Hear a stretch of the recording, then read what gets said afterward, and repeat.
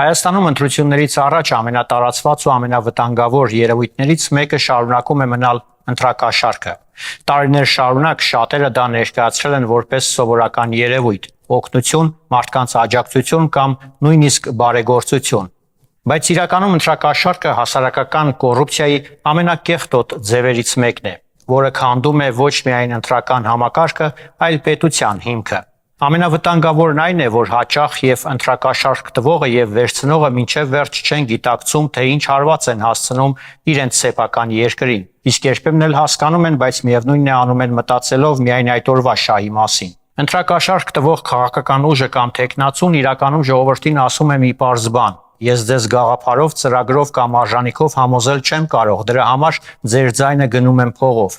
Այսինքն նա ընտրողին ոչ թե քաղաքացի է համարում, այլ ապրանք։ Եվ եթե մարդը իշխանության հասնելու համար արդեն ընտրություն է գողանում փողի միջոցով, ապա իշխանության գալուց հետո այդ փողերը հետ է բերելու պետությունից, կոռուպցիայով, թալանով, մենաշնորհներով կամ պետական ռեսուրսների չարաշահմամբ։ Ոչ ոք միլիոններ չի բաժանում ժողովրդի սիրուց դրդված, բայց վտանգավոր է նաև ընտրակաշառք վերցնողի վարքը։ Շատ մարդիկ արդարանում են ասելով, միևնույնն է, բոլորը նույնն են, թող գոնե հիմա օգուտ տեսնենք, մի ձայնից ինչ է փոխվելու։ Սակայն իրականում այդ մի քանի տասնյակ հազար դրամով մարդը վաճառում է իր երեխաների ապագան, իր քաղաքի զարգացումը, իր երկրի նորմալ ապրելակերպի հնարավորությունը։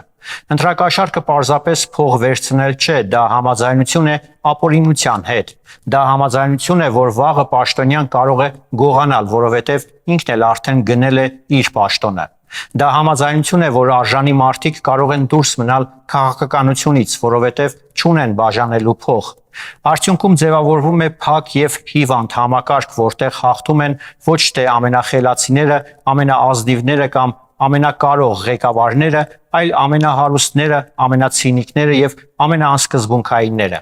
Ընտրակաշառքը նաև խորապես նվաստացնող երևույթ է, երբ մարդն իր ձայնը վաճառում է, նա փաստորեն ընդունում է, որ իր քաղաքացիական իրավունքը որոշվում է մի քանի թղթադրամով։ Կոռուպցիան սկսում է ոչ թե նախարարությունից, այլ ընտրատեղամասից, երբ հասարակությունը հանդուրժում է ընտրակաշառքը, հետո այլևս դժվար է պահանջել արդար դատարան, ազնիվ ոստիկանություն կամ մաքուր կառավարում։ Ի վերջո ընտրակաշառքը միայն քաղաքական խնդիր չէ, դա նաև բարոյական խնդիր է։ Դա այն սահմանն է, որտեղ մարդը որոշում է ինքը քաղաքացի է թե վաճառվող ձայն ունեցող մարդ։